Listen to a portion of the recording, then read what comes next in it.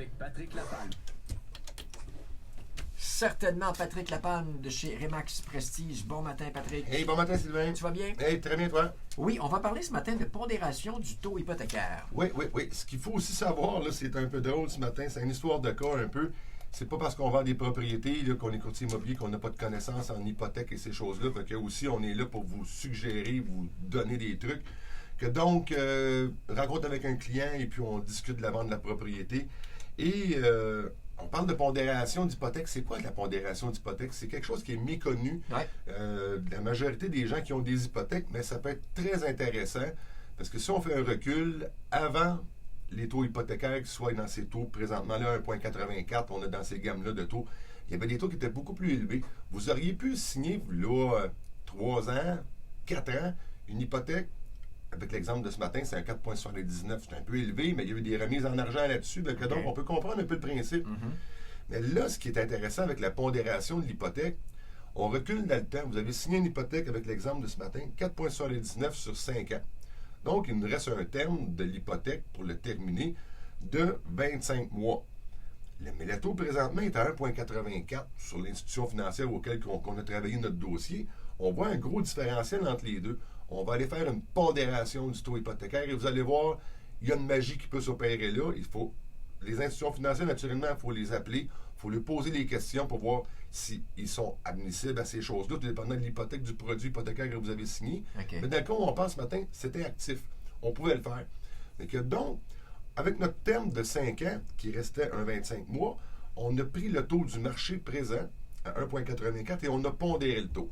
On a fait c'est pas nous qui l'avons fait, naturellement, c'est l'institution financière qui a procédé à tous ces calculs-là.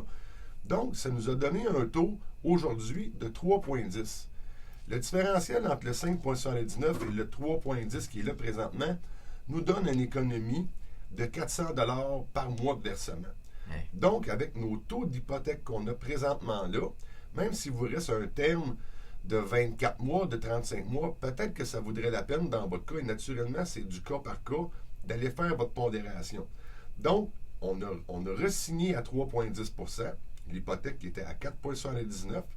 On l'a retourné sur un 5 ans, donc toujours sur un 60 mois avec un amortissement.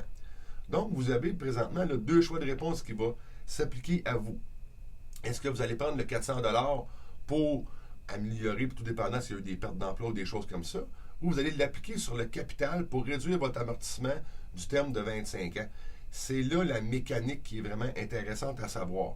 Aussi, dans ce type de cas-là, mon client, on discutait avec lui, et puis il voulait vendre sa propriété, mais avait un taux hypothécaire qui était quand même relativement élevé. Donc, je lui ai suggéré d'aller voir son institution financière s'il était admissible à la pondération. Et lui, mon client, veut diminuer la grosseur de sa demeure. Avec un résiduel de 200 000 $ d'hypothèque qui est resté sur sa demeure, il pourrait être admissible à la pondération. La pondération va s'appliquer, qu'ils vont re-signer un terme sur 5 ans. Mais là, je vois ton questionnement, Sylvain.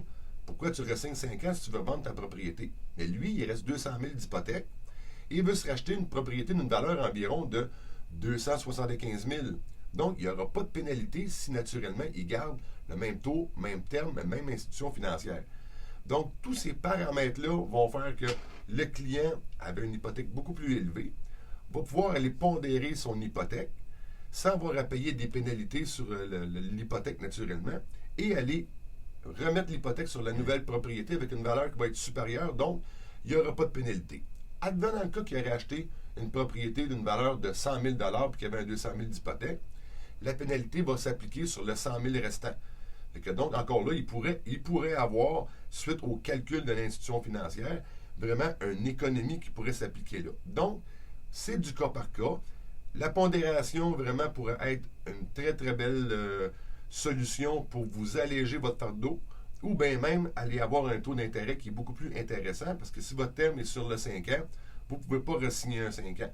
Les pénalités vont s'appliquer. C'est le seul cas. Si vous voulez vraiment aller re-signer un taux de 1,84, un exemple, il va falloir payer la pénalité complète sur le 5 ans pour re-signer une nouvelle hypothèque. Mais la pondération peut vraiment être une belle solution et téléphonez à votre institution financière, posez-leur ces questions-là.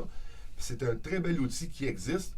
Et puis, comme vous avez pu le constater, une économie de 400 $ par mois sur une hypothèque de 460 000 environ, c'est assez intéressant. Puis surtout, avec les positions qu'on a là, avec le COVID et tout ça, il y a peut-être des arrangements qui vont être faits avec la pondération.